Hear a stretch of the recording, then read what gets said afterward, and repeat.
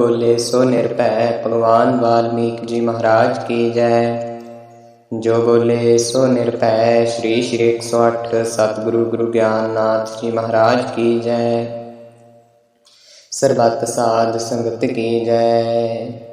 अथ श्री योग विशिष्ट प्रथम भाग वैराग्य प्रकरण प्रारंभ। कथा आरंभत होत है सुनो संगत तर ध्यान। वाल्मीक भगवान जी सदा करें कल्याण। सतचित आनंद रूप आत्मा को नमस्कार है, जिससे ये सब भासते हैं और जिसमें ये सब लीन और सब स्थित होते हैं, और जिससे ज्ञाता ज्ञान ये दृष्टा दर्शन दृश्य और कर्ता कारण क्रिया सिद्ध होते हैं, और जिस आनंद के कारण समुद्र के कण से संपूर्ण विश्व आनंदवान है, और जिस आनंद से सब जीव जीते हैं। अगस्त जी के शिष्य सुतीक्ष्ण के मन में एक संशय उत्पन्न हुआ। तब वह उसके निवृत्त करने अर्थ अगस्त मुनि के आश्रम को गया और विधि संयुक्त प्रणाम करके स्थित हुआ और नम्रता भाव से प्रश्न किया, हे भगवान, सर्वात्म तत्वज्ञ और सर्व शास्त्रों के ज्ञाता, एक संशय मुझको है, सो तुम कृपा करके निर्वृत्त करो कि मोक्ष का कारण कर्म है या ज्ञान है, वा दोनों है। जो मोक्ष का कारण हो सो कहो। इतना सुन श्री अगस्त जी बोले, हे ब्राह्मण, केवल कर्म मोक्ष का कारण नहीं और केवल ज्ञान से भी मोक्ष प्राप्त नहीं होता। दोनों करके मोक्ष की प्राप्ति होती है। कर्म करके अंतःकरण शुद्ध होता है और मोक्ष नहीं होता, और अंतःकरण शुद्ध बिना केवल ज्ञान से भी मुक्ति नहीं होती। इससे दोनों से मोक्ष की सिद्धि होती है। कर्म करके प्रथम अंतःकरण शुद्ध होता है, फिर ज्ञान उपजता है, तब मोक्ष सिद्ध होता है। जैसे दोनों पंख करके पंखी आकाश में सुख से उड़ता है, तैसे कर्म और ज्ञान दोनों से मोक्ष की सिद्धता होती है। हे ब्राह्मण, इस अर्थ के अनुसार एक पुरातन इतिहास है, वो तुम सुनो। एक कारण नाम ब्राह्मण अग्निवेग का पुत्र गुरु के निकट जाकर 4 वेद खट अंग सहित अध्ययन करके गृह में आया और कर्म से रहित होकर तूष्णीं स्थित रहा, अर्थात संशय संयुक्त कर्म से रहित हुआ। तब उसके पिता ने देखा कि ये कर्म से रहित होकर स्थित पया है, इसलिए उसने कहा कि हे पुत्र, कर्म की पालना क्यों नहीं करते, और तुम कर्म के ना करने से सिद्धता को कैसे प्राप्त होगे। जिससे कर्म से रहित हुए हो वो कारण कह दो। कारण बोले, हे पिता, एक संशय मुझको उत्पन्न हुआ है, उससे मैं कर्म से तूष्णीं रहा हूँ, सो सुनिए। वेद में एक ठौर कहा है कि जब तक जीता रहे तब तक अग्निहोत्रादि करता ही रहे, और एक ठौर कहा है कि ना तन करके मोक्ष होता है, ना कर्म करके मोक्ष होता है, ना पुत्र आदि करके मोक्ष होता है, ना केवल त्याग से मोक्ष होता है। इन दोनों में मुझको क्या कर्तव्य है, यह संशय है, सो तुम कृपा करके निर्वृत्त करो और बतलाओ कि क्या कर्तव्य है। अगस्त जी बोले, हे सुतीक्ष्ण, ऐसे जब कारण ने पिता से कहा तब अग्निवेग बोले, हे पुत्र, एक कथा जो पहले हुई है उसको सुनकर हृदय में धारण करना, आगे जो तेरी इच्छा होगी सो करना। एक काल में एक सुरुचि अप्सरा जो संपूर्ण अप्सराओं में उत्तम थी, वो हिमालय पर्वत के सुंदर शिखर पर, जिस पर देवता और किन्नरगण जिनके हृदय कामना से तृप्त और अप्सराओं के साथ क्रीड़ा करते थे, और गंगा जी के पवित्र जल का प्रवाह लहर दे रहा था, बैठी थी। उसने इंद्र का दूत अंतरिक्ष से चला आता देखा। जब निकट आया तो उससे कहा, अहो सौभाग्य देवदूत, तुम देवगण में श्रेष्ठ हो, तुम कहाँ से आए और अब कहाँ जाओगे, सो कृपा करके कहो। देवदूत बोले, हे सुभद्रे, अरिष्टनेमी एक राजऋषि परमात्मा ने अपने पुत्र को राज देकर वैराग लिया और संपूर्ण विषयों की अभिलाषा त्याग करके गंधमादन पर्वत में जाकर तप करने लगा। उसके साथ मेरा एक कार्य था। उस कार्य के लिए मैं अब इंद्र के पास, जिसका मैं दूत हूँ, संपूर्ण वृत्तांत के निवेदन करने को चला जाता हूँ। अप्सरा ने पूछा, हे भगवान, वो वृत्तांत कौन सा है? मुझसे कहो, मुझको तुम अति प्रिय हो, ये जानकर पूछती हूँ। और जो महापुरुष हैं, उनसे जो कोई प्रश्न करता है तो उद्वेग से रहित होकर उत्तर देते हैं। देवदूत बोले, हे सुभद्रे, वो वृत्तांत विस्तार करके मैं तुमसे कहता हूँ, मन लगाकर सुनो। राजा ने गंधमादन पर्वत में बड़ा तप किया। तब देवता के राजा इंद्र ने मुझको बुलाकर आज्ञा की, हे दूत, तुम गंधमादन पर्वत में जो नाना प्रकार की लता वृक्षों से संपूर्ण है, वहाँ विमान, अप्सरा और नाना प्रकार की सामग्री और गंधर्व, यक्ष, सिद्ध, किन्नर, ताल, मृदंग आदि वजंत्र शीघ्र ले जा और राजा को विमान पर बिठा के यहाँ ले आ। तब मैं विमान और सामग्री सहित जहाँ राजा था वहाँ आया और मैंने राजा को कहा, हे राजन, तुम्हारे कारण विमान ले आया हूँ। इस पर आरूढ़ होकर तुम स्वर्ग को चलो और देवताओं के भोग भोगो। इतना सुन राजा ने कहा कि हे देवदूत, प्रथम स्वर्ग का वृतांत तुम मुझको कह दो कि तुम्हारे स्वर्ग में दुख और गुण क्या क्या हैं, कि उनको सोचकर मैं हृदय में विचारूं, पीछे जो मेरी इच्छा होगी तो आऊँगा। देवदूत बोले, हे राजन, स्वर्ग में बड़े दिव्य भोग हैं। वो स्वर्ग बड़े पुण्य से जीव पाता है। जो बड़े पुण्य वाले होते हैं वो उत्तम सुख स्वर्ग को पाते हैं। जो मध्यम पुण्य वाले होते हैं वो मध्यम सुख स्वर्ग को पाते हैं और कनिष्ठ पुण्य वाले वे स्वर्ग कनिष्ठ सुख को पाते हैं। ये तो गुण स्वर्ग में है, वो तुमको कहे। और स्वर्ग के जो लोग हैं वो सुनो। हे राजन, जो आपसे ऊंचे बैठे दृष्ट आते हैं और उत्तम सुख भोगते हैं, उनको देख के ताप की उत्पत्ति होती है, क्योंकि उनकी उत्कृष्टता ही ऐसे नहीं जाती। और जो कोई अपने समान सुख भोगते हैं, उनको देख के क्रोध उपजता है कि मेरे समान क्यों बैठे हैं। और जो आपसे नीचे बैठे हैं, उनको देख के आपको अभिमान उपजता है कि मैं इनसे शेष हूँ।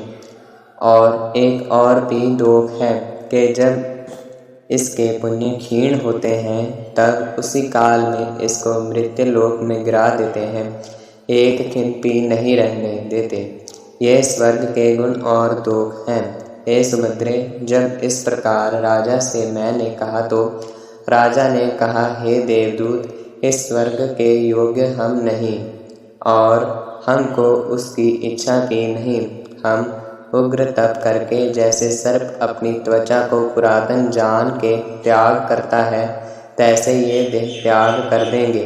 हे देवदूत, तुम अपने विमान को जहाँ से लाए हो वहाँ ही ले जाओ, हमारा तो नमस्कार है।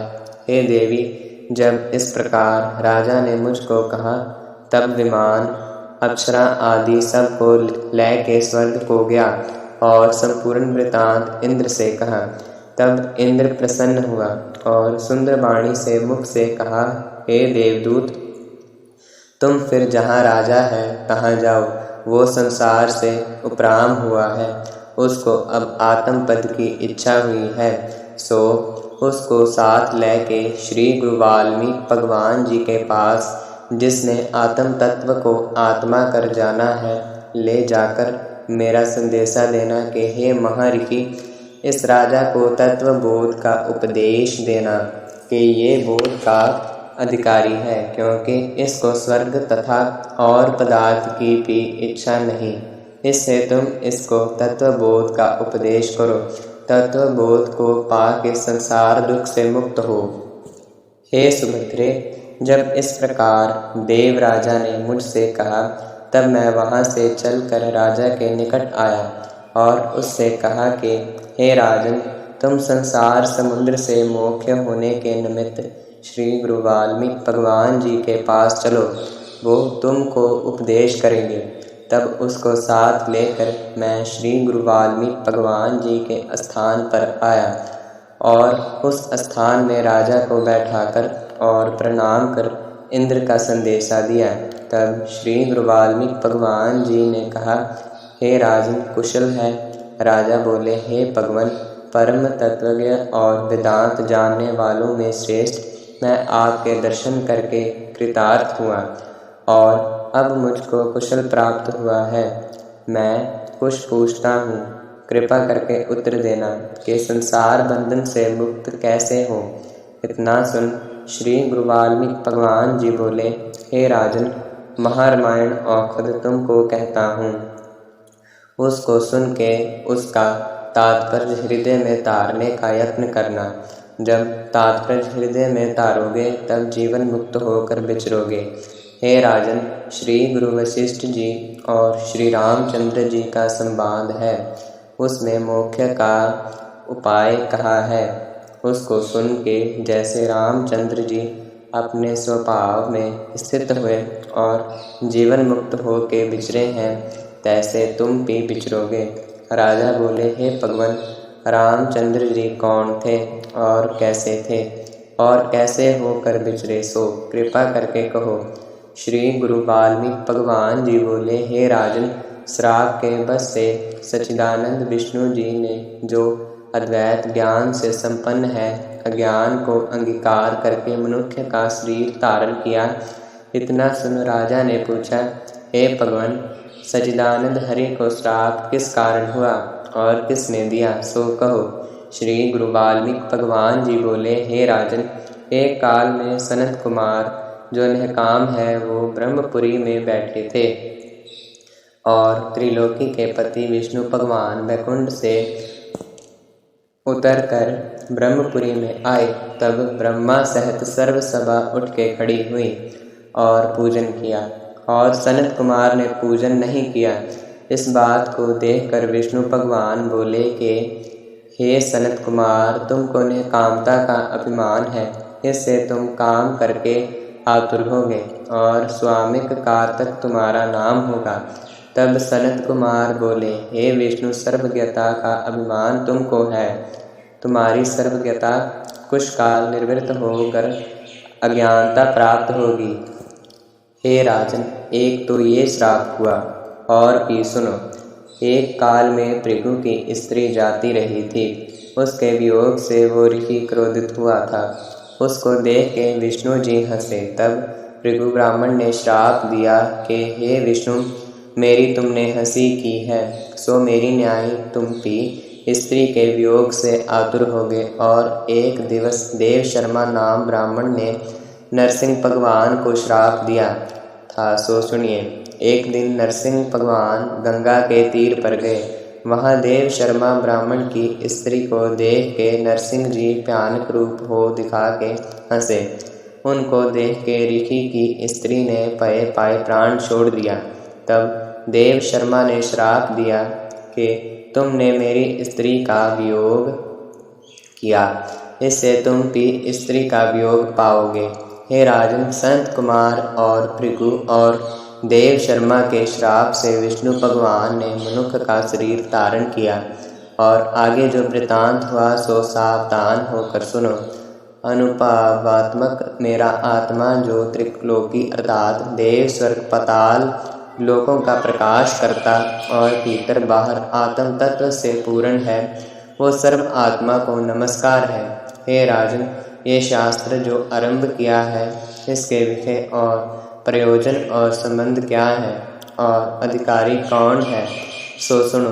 सत्यचित आनंद रूप अचिंत्य चिन्ह मात्र आत्मा को जताता है, सो विषय है और परमानंद आत्मा की प्राप्ति और अनात्म अभिमान दुख की निवृत्ति, ये प्रयोजन इसमें है। और ब्रह्म विद्या मुख्य उपाय से आत्म पद प्रतिपादन है से संबंध है। और जिसको ये निश्चय है कि मैं अद्वैत ब्रह्म अनात्म देह से बांधा हुआ हूँ, सो किसी प्रकार छूटूं वो ना अति ज्ञानवान है ना मूर्ख है, ऐसा विकृत आत्मा यहाँ अधिकारी है। इस शास्त्र का मुख्य उपाय परमानंद की प्राप्ति करने वाला है। जो पुरुष इसको विचारेगा वो ज्ञानवान होकर फिर जन्म मृत्यु संसार में ना आवेगा। हे राजन, ये महारामायण पावन है, श्रवण मात्र से ही सब पाप का नाश करता है। इसमें राम कथा है। ये प्रथम मैंने अपने भारद्वाज शिष्य को सुनाई थी, जिस समय भारद्वाज चित्त को एकाग्र करके मेरे पास आया, सो उसको मैंने उपदेश किया था, और वो सुन के वज्र रूपी समुद्र से सार रूपी रतन निकालकर हृदय में तरके एक समय सुमेर पर्वत पर गया। वहाँ ब्रह्मा जी बैठे थे। उसने उनको प्रणाम किया और उनके पास बैठकर ये कथा सुनाई। तब ब्रह्मा जी ने प्रसन्न होकर उससे कहा, हे पुत्र, कुछ वर मांग, मैं तुझ पर प्रसन्न हुआ हूँ। भारद्वाज ने, जिसका उदार आशय था, उसने कहा, हे भूत पविख्य के ईश्वर, जो तुम प्रसन्न हुए तो ये वर दो के संपूर्ण जीव संसार दुख से मुक्त हो और परम पद पावें, और वही उपाय कहो। ब्रह्मा जी ने कहा, हे पुत्र, तुम अपने श्री गुरु वाल्मीकि भगवान जी के पास जाओ। उसने आत्मबोध महारामायण, जो परम पावन और संसार समुद्र से तरने का पुल है, उस आनंदित शास्त्र का आरंभ किया है। उसको सुनकर जीव महामोह संसार समुद्र से तरेंगे। फिर आप ही परम ऐश्वी ब्रह्मा, जिनकी सर्वभूत के हित में प्रीति है, भारद्वाज को साथ लेकर मेरे आश्रम में आए। मैंने भली प्रकार से उनका पूजन किया तो उनने मुझसे कहा, मुनियों में श्रेष्ठ श्री गुरु वाल्मीकि भगवान जी, ये जो श्री राम के स्वभाव के कथन का आरंभ तुमने किया है, इस उद्यम का त्याग ना करना, इसको आदि से अंत पर्यंत समाप्त करना, क्योंकि ये मुख्य उपाय संसार रूपी समुद्र के पार करने को जहाज है। इससे सब जीव कृतार्थ होंगे। इतना कहकर ब्रह्मा जी जैसे समुद्र से आवृत चक्र एक मुहूर्त पर्यंत उठ के फिर लीन हो जावे, तैसे अंतर्ध्यान हो गए। तब मैंने भारद्वाज से कहा, हे पुत्र, ब्रह्मा जी ने क्या कहा? उन्होंने कहा, हे भगवान, तुमको ब्रह्मा जी ने ये कहा कि हे मुनियों में श्रेष्ठ, ये जो तुमने श्री राम जी के स्वभाव के कथन का उद्यम किया है, उसका त्याग ना करना, अंत पर्यंत समाप्त करना, क्योंकि संसार समुद्र के पार करने को ये कथा जहाज है। इससे अनेक जीव कृतार्थ होकर संसार संकट से मुक्त होंगे। इतना कहकर श्री गुरु वाल्मीकि भगवान जी बोले, हे राजन, जब इस प्रकार ब्रह्मा जी ने मुझसे कहा, तब उनकी आज्ञानुसार मैंने ग्रंथ बनाकर भारद्वाज को सुनाया। हे पुत्र, श्री गुरु के उपदेश को पाकर जिस प्रकार श्री राम जी निःशंक होकर विचरे हैं, तैसे तुम भी विचरो। तब उसने प्रश्न किया, हे भगवान, जिस प्रकार श्री रामचंद्र जी जीवन मुक्त होकर विचरे हैं, वो आदि से कर्म करके मुझसे कहिए। श्री गुरु वाल्मीकि भगवान जी बोले, हे भारद्वाज, रामचंद्र, श्री लक्ष्मण, श्री भरत, श्री शत्रुघ्न, श्री सीता, रानी कौशल्या, रानी सुमित्रा, राजा दशरथ, 8 तो ये जीवन मुक्त हुए हैं, और 8 मंत्री असगुण और श्री गुरु वशिष्ठ जी वामदेव से आदि अष्टसंत जीवन मुक्त होकर विचरे हैं। उनके नाम सुनो। राम जी से लेकर राजा दशरथ पर्यंत 8 तो ये कृतार्थ होकर अविरोध परम बोधवान हुए हैं, और कुंतपाशी, श्री सत्यवर्धन, श्री सुक्ताम, श्री विभीषण, इंद्रजीत, श्री हनुमान, श्री वशिष्ठ, श्री वामदेव, ये अष्टमंत्री सो निशंक हुए चेष्टा करते पए और सदा अद्वैत अनिष्ट हुए हैं। इनको कदाचित स्वरूप से द्वैत भाव नहीं पूरा है। अनाम्य पद की स्थिति में तृप्त रहकर केवल चिन्मात्र शुद्ध पद परम पावनता को प्राप्त हुए हैं। इत श्री योग विशिष्ट वैराग्य कथा आरंभ वर्णन नाम प्रथम सर्ग। भारद्वाज ने पूछा, हे भगवान, जीवन मुक्त की स्थिति कैसी है और श्री राम जी कैसे जीवन मुक्त हुए हैं, सो आदि से लेकर अंत पर्यंत सब कहो। श्री गुरु वाल्मीकि भगवान जी बोले, हे पुत्र, ये जगत जो पासता है सो वास्तविक कुछ नहीं उत्पत्त हुआ, अविचार करके पासता है। विचार किए से निर्वृत्त हो जाता है। जैसे आकाश में नीलता पासती है सो भ्रम करके है, जब विचार कर देखिए तब नीलता प्रतीत दूर हो जाती है। तैसे अविचार करके जगत पासता है और विचार से लीन हो जाता है। हे शिष्य, जब तक सृष्टि का अत्यंत पाव नहीं होता तब तक परम पद की प्राप्ति नहीं होती। जब दृश्य का अत्यंत पाव हो जावे तब शुद्ध चिदाकाश आत्म सत्ता पासेगी। कोई इस दृष्टि को महाप्रलय में कदाचित अपाव कहते हैं, परंतु मैं तुझको तीनों काल का अपाव कहता हूँ। जब इस शास्त्र को श्रद्धा संयुक्त आदि से लेकर अंत तक सुनकर धारण करो तब प्रांति निवृत्त हो जावे और अविकृत पद की प्राप्त हो। हे सिक्खे, संसार ब्रह्म मात्र सिद्ध है, इसको परम मात्र जानकर विस्मरण करना यही मुक्ति है और इसके बंधन का कारण वासना है। वासना करके पटकता फिरता है। जब वासना का क्षय हो तब परम पद की प्राप्ति हो। एक वासना का पुतला है, उसका नाम मन है। जैसे जल सर्दी की दृढ़ जड़ता पा के बर्फ होता है, फिर सूरज के ताप से पिघल कर जल होता है, तो केवल शुद्ध जल ही रहता है। तैसे आत्मा रूपी जल है, उसमें संसार की सत्यता रूपी जड़ता शीतलता है, उससे मन रूपी बर्फ का पुतला हुआ है। जब ज्ञान रूपी सूरज उदय होगा तब संसार की सत्यता रूपी जड़ता और शीतलता निवृत्त हो जाएगी। जब संसार की सत्या और वासना निवृत्त हुई तब मन नष्ट हो जाएगा। जब मन नष्ट हुआ तो परम कल्याण हुआ। इससे इसके बंधन का कारण वासना ही है और वासना के क्षय होने से मुक्त है। वो वासना दो प्रकार की है, एक शुद्ध और दूसरी अशुद्ध। अपने वास्तविक स्वरूप के अज्ञान से अनात्मा जो देहादिक उनमें अहंकार करना, जब इसको अनात्म अभिमान हुआ तब नाना प्रकार की वासना उपजती है। उससे कटी यंत्र की न्यायी पड़ा परमता है। हे साधु, ये जो पंचभूत का शरीर तुम देखते हो सो सब वासना रूप है और वासना करके खड़ा है। जैसे माला के दाने तागे के आश्रय से खड़े होते हैं, जब तागा टूट गया तब दाने न्यारे न्यारे हो जाते हैं और ठहरते नहीं, तैसे वासना के क्षय हुए पंचभूत का शरीर नहीं रहता। इससे सब अनर्थ का कारण वासना है और जो शुद्ध वासना है उसमें जगत का अत्यंत अपाव निश्चय होता है। हे शिष्य, अज्ञानी का निश्चय वासना से फिर जन्म का कारण हो जाता है और ज्ञानी की वासना फिर जन्म का कारण नहीं होती। जैसे एक कच्चा बीज फिर उगता है और जो दग्ध हुआ है सो फिर नहीं होता, तैसे अज्ञानी की वासना रस सहित है, वही जन्म का कारण है और ज्ञानी की वासना रस सहित है सो जन्म का कारण नहीं। ज्ञानी की चेष्टा स्वाभाविक गुण करके पड़ी होती है। वो किसी गुण से मिलके अपने में चेष्टा नहीं देखता। खाता पीता लेता देता बोलता चलता और व्यवहार करता है, पर अंत शरण में सदा अद्वैत निश्चय को तरता है।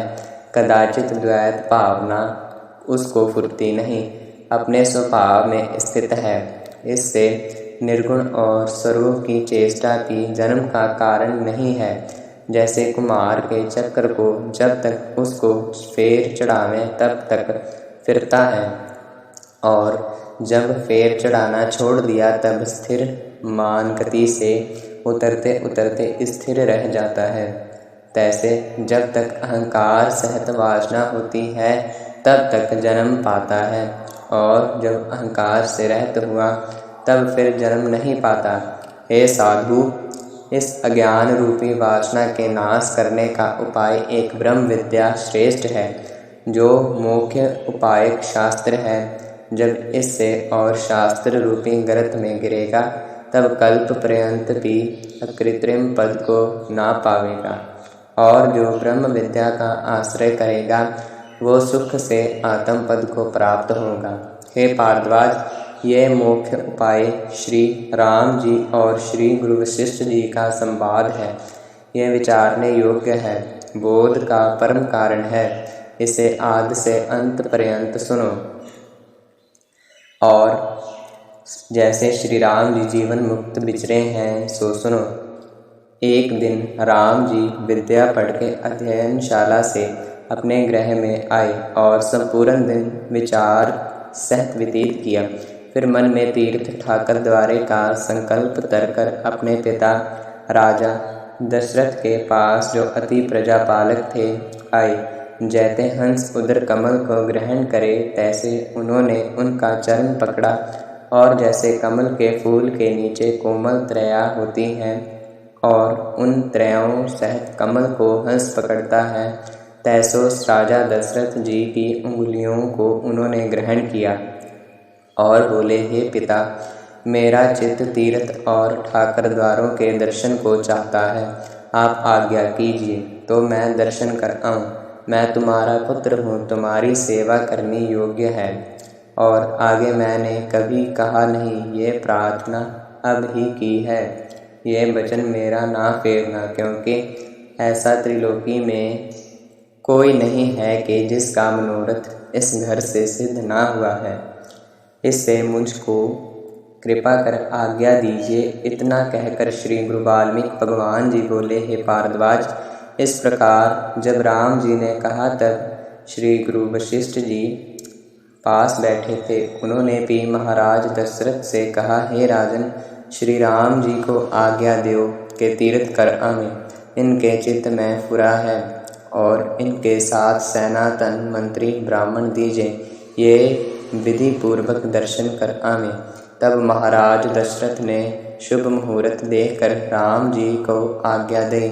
जब वो चलने लगे तो पिता और माता के चरण पकड़े और सबको कंठ लगा रुदन करने लगे। इस प्रकार सबसे मिलकर लक्ष्मण आदि भाई और श्री वशिष्ठ आदि ब्राह्मण, जो विधि जानने वाले थे, और बहुत धन और सेना साथ लई और दान पुण्य करते गृह के बाहर निकले।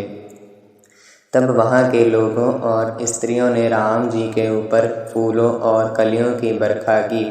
जैसे बर्फ बरसती है तैसी बरखा करी और श्री राम जी की मूर्ति हृदय में तर लई।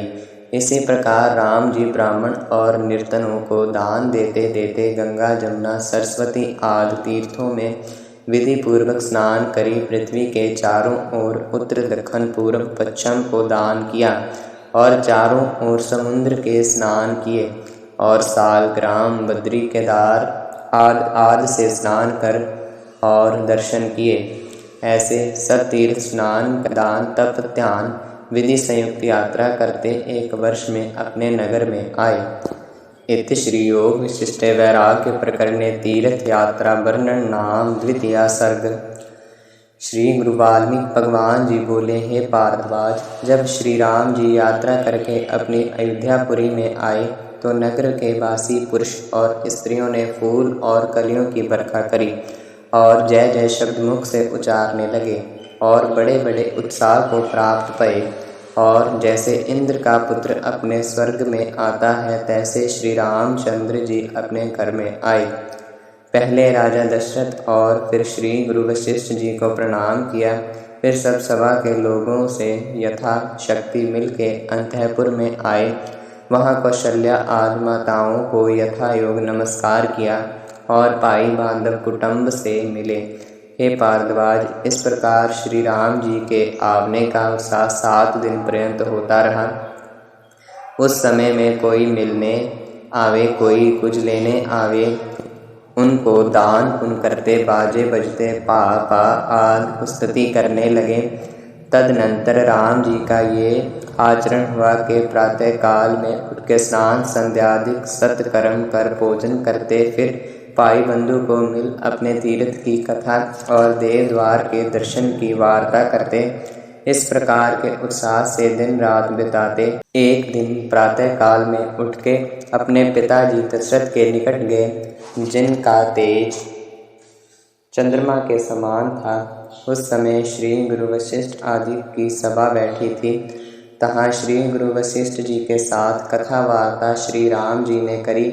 एक दिन राजा दशरथ ने उनसे कहा कि हे श्री राम जी, तुम शिकार खेलने जाया करो। उस समय में श्री राम जी की अवस्था 16 वर्ष से कई महीने कम थी और लक्ष्मण शत्रुघ्न भी साथ थे। श्री भरत जी नहाने को गए थे। उनके साथ चर्चा उल्लास कर फिर उनके साथ स्नान संध्यादिक नित्य कर्म करके भोजन और शिकार खेलने जाते। वहाँ जो जीवों को दुख देने वाले जानवर देखते उनको मारते और लोगों को प्रसन्न करते। इस प्रकार दिन को शिकार खेलने जाते, रात्रि को बाजे निशान सहित अपने घर में आते।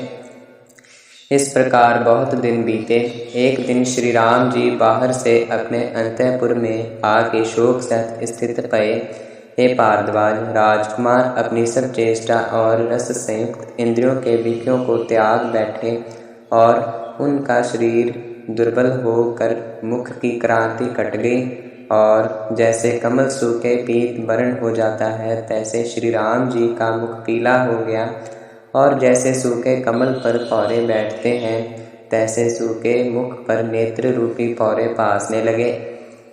और जैसे शरद काल में ताल निर्मल होता है, तैसे इच्छा रूपी मल से रहित चित्त रूपी ताल निर्मल हो गया और दिन पर दिन शरीर निर्बल होता गया। जहाँ बैठे तहाँ चिंता से बैठे रह जावें, उठे नहीं और बैठे तो हाथ पर चिपक तर कर बैठे।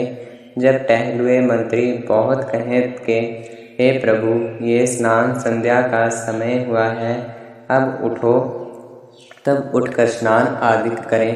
अर्थात जो कुछ खाने पीने बोलने चलने पहनने की क्रिया थी सो सब विरस हो गई। तब श्री लक्ष्मण और श्री शत्रुघ्न भी श्री रामचंद्र को संशय देखकर उसी प्रकार हो बैठे और महाराज दशरथ जी ये वार्ता सुन के श्री राम जी के पास आ बैठे। क्या देखा कि राम जी महाकृष्ण हो गए हैं। इस चिंता में आतुर है कि हाय हाय इनकी क्या अवस्था हुई है।